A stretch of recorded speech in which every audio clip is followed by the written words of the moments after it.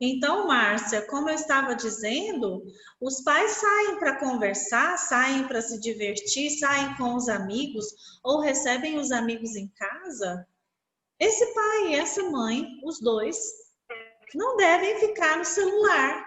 Eles têm que dar atenção para os amigos e conversar com os amigos, porque hoje em dia eu percebo que às vezes a mãe chama os amigos para casa para receber os amigos, o pai fica arredio, fica lá no canto dele emburrado. Não, é os amigos da minha mulher, né? Amigo meu não. E aí fica vendo televisão, fica no computador, fica no celular. O que esse pai ensinou para esse filho?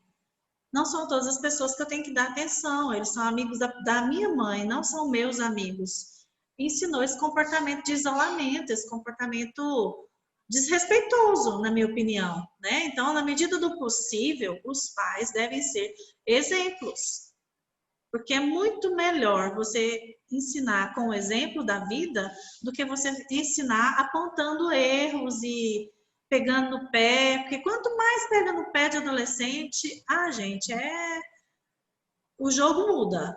Se você for pegar no pé do adolescente, você vai cansar, porque ele não vai mudar o padrão de vida porque você está pegando no pé. Então, é trabalhar com o exemplo de vida mesmo. Respondi? Então, tá bom. Aqui no livro fala que o comportamento delinquente, ele pode ser por influência de várias circunstâncias, vários fatores. Pode ser um fator de desafiador, aquele menino que tem um pai autoritário durante a infância, na adolescência, ele pode querer mostrar para o pai dele que ele não tem medo do pai. Porque aquele pai que pegava o filho e batia, olha só, o pai sempre pegava uma criança menor do que ele, né? De repente o adolescente fica maior do que o pai. Eles passam pelo estirão. Eu lembro quando os meus filhos eram pequenos, eu sempre orientei isso, sempre fiz isso na minha casa. A gente tem que ficar da altura da criança para conversar com ela. E é tão bonitinho que a gente vai, eu agacho para conversar com a criança, olhando nos olhos, e elas agacham também. A gente tem que falar, não precisa agachar não. Mamãe vai agachar e você vai ficar em pé. Eu quero olhar você nos olhos. Depois, vamos sentar para conversar. E a criança sentada, ela fica da mesma altura da gente. Depois, quando eles ficam adolescentes, do tamanho que os meus filhos ficam adultos, eu falo assim, vamos conversar, senta pra gente conversar, porque eles estão todos maiores do que eu. E aí? Todos não, a maioria. E aí, o pai que bate porque é pequeno, o pai que inibe, controla com a força física porque é pequeno, o pai manda com a autoridade porque eu sou mais forte, esse menino cresce e ele fala, quero ver meu pai me enfrentar. Já ouvi adolescente falar, meu sonho é meu pai me enfrentar, porque eu tenho vontade de bater na cara dele. E, infelizmente, gerou esse ódio, gerou esse rancor. E aí esse menino às vezes quer mostrar mais ainda, quer mostrar para o pai dele que nem o pai mandou nele e nem a comunidade vai mandar nele. E ele começa a desafiar as regras da sociedade. Lembra do Winnicott que eu falei no primeiro link de aula de hoje? Esse adolescente está pedindo por socorro, gente. Ele não está pedindo por uma surra. Você deve estar pensando assim, falta de uma surra bem dada. Esse adolescente está precisando de um abraço.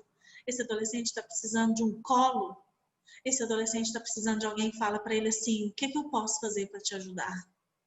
O que você está precisando? Já aconteceu de pais ligarem para mim depois de uma sessão de psicoterapia e falar assim, o que você fez? Que o menino mudou tanto, que ele está tão maravilhoso, que milagre foi esse que você fez? E olha, gente, sinceramente, eu falo isso para os pais também. Eu não fiz nada ainda, não deu tempo. Mas um pai e uma mãe bancar uma psicoterapia, pagar um atendimento, levar, buscar. Esse adolescente pensa assim, minha mãe está me enxergando, minha mãe, meu pai me valorizam, eles me amam e eles cuidam de mim. Eu preciso melhorar de alguma forma para demonstrar meu reconhecimento, vou valorizar a atitude dos meus pais. E eles começam a mudar o comportamento.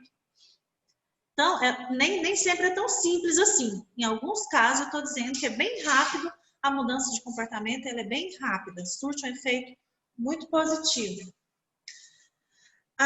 Existem outros fatores também que podem influenciar a delinquência juvenil na adolescência, que não é só esse relacionamento com os pais que foi complicado, mas os amigos, a escolha de amigos que têm comportamentos antissociais também influencia o comportamento do adolescente. Ele pode ser imitar, porque o adolescente, vocês se lembram que o adolescente ele ainda não tem uma identidade totalmente firmada, ele está em busca de uma identidade, e aí ele encontra nesses pares antissociais, talvez, um modelo para seguir. Eles acham bonito, eles acham massa, acham legal pra caramba fazer as coisas que o fulano de tal faz. E esse modelo pode ser um modelo negativo. Circunstâncias econômicas também podem influenciar um comportamento delinquente, dependendo do bairro onde se vive, dependendo do estilo de estrutura de lar, violência na vizinhança, presenciar violência, banaliza a violência, e esse adolescente também pode se tornar violento. Só que existe, gente, uma perspectiva positiva a longo prazo. O que eu quero dizer com isso? Que a imensa maioria dos jovens que tem algum ato delinquente, algum vandalismo na adolescência, não se tornam adultos criminosos. Todo mundo fala, todo mundo tem esse mito também, né? De que sempre que é um adolescente difícil, vai ser um adulto complicado, um adulto criminoso, um adulto violento. Não, não. A delinquência ela atinge o auge por volta dos 15 anos e depois ela vai decaindo. O nível de delinquência vai decaindo. Por quê? Lembra do córtex frontal que vai terminando de se formar ali no final da adolescência? Capacidade de planejamento, de tomada de decisão, maturidade. Aí a pessoa começa a perceber que as consequências piores são para si mesmo. Para que eu vou fazer uma coisa dessa? Eu que vou pagar o pato. Então eu não quero fazer isso, eu não quero ser assim. Então, para isso, existem formas de prevenir a delinquência juvenil e existem formas também de tratar a delinquência juvenil.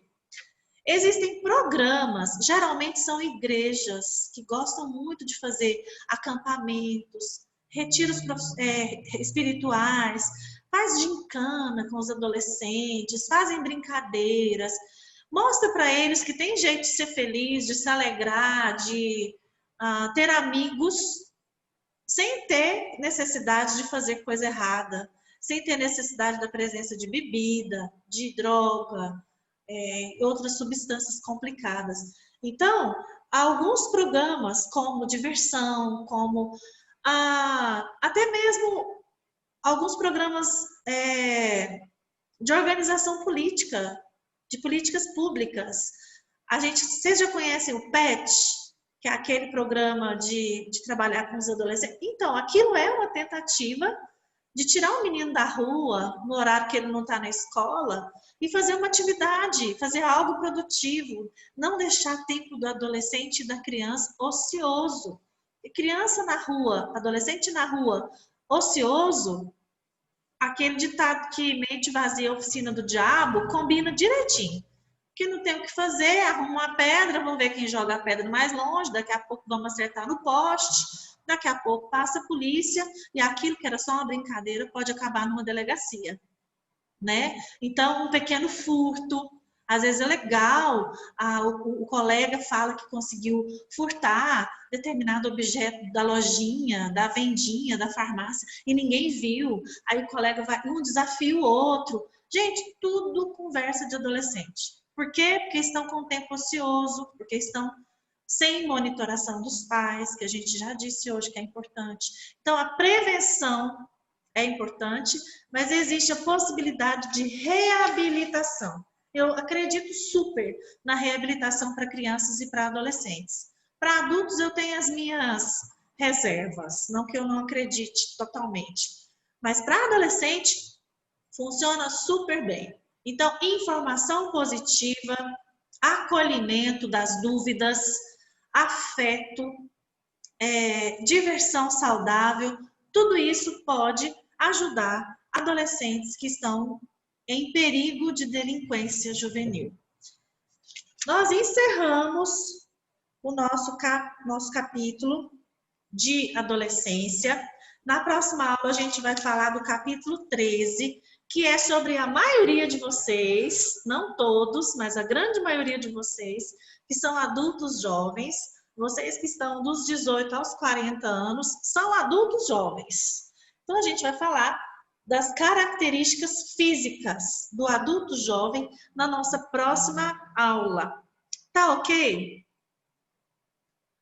Alguma pergunta? Alguma complementação? Tá tudo bem, então? Então, muito obrigada a vocês que ficaram aqui comigo até esse horário, assistindo a nossa aula, e eu espero encontrar vocês na próxima semana. Um grande abraço para todo mundo, tá? Um beijo, Tati. Beijo. Com Deus. Abraço, boa noite, boa Tchau, noite. Tati, com Deus. Tchau, Boa noite, bom noite. fim de Boa semana. noite. Se cuida, gente. Fique em Você casa. também.